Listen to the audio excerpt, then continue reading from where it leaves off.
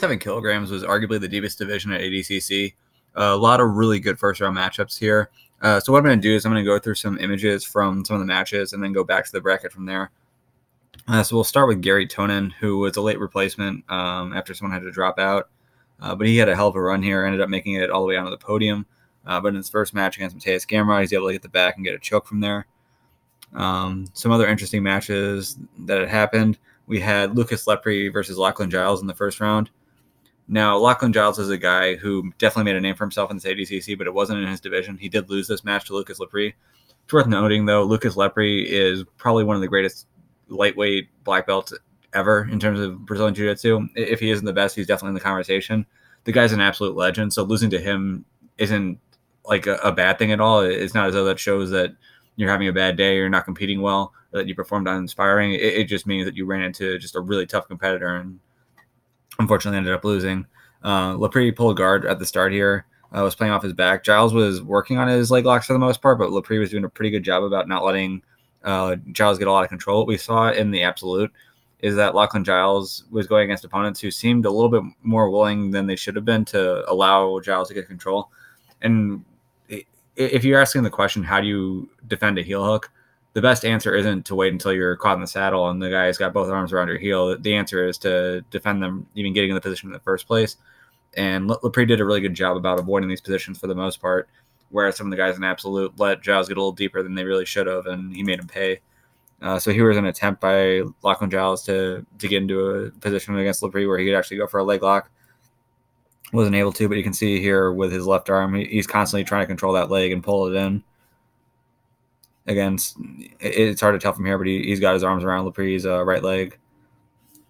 Just constant work trying to get control and isolate a leg, but Lepree did a good job of staying tight and not allowing that.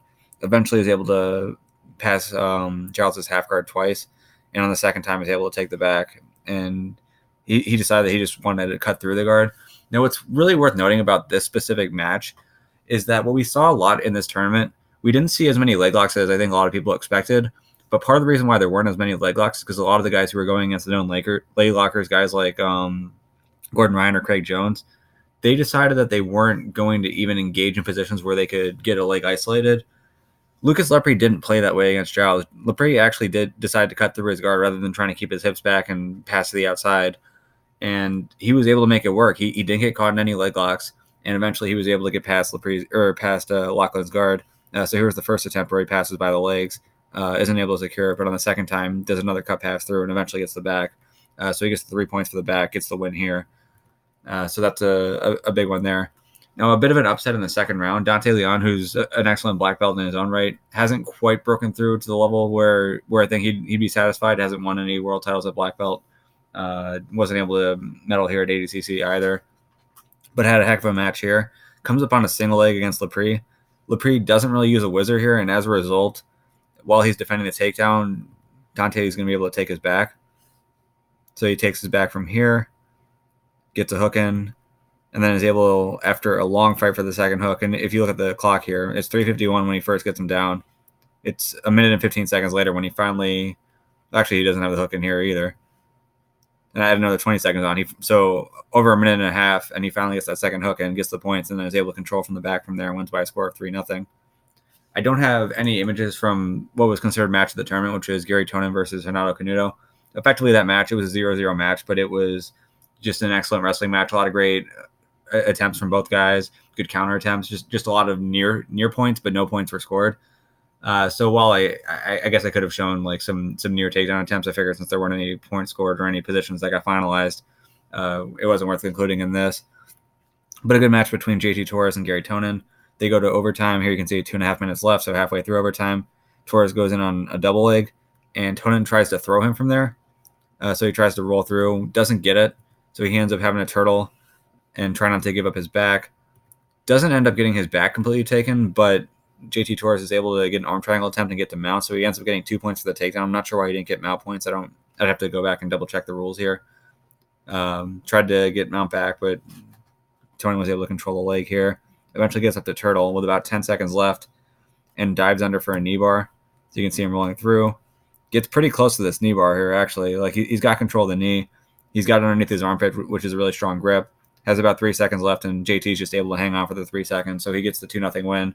Tonin, you'd wonder if this match had an extra minute in it, if he would have been able to finish that knee bar, but unfortunately for him, he just ran out of time, and he loses to JT Torres, which brings it to the finals, where Torres goes for a reshot single against Vagner Rocha.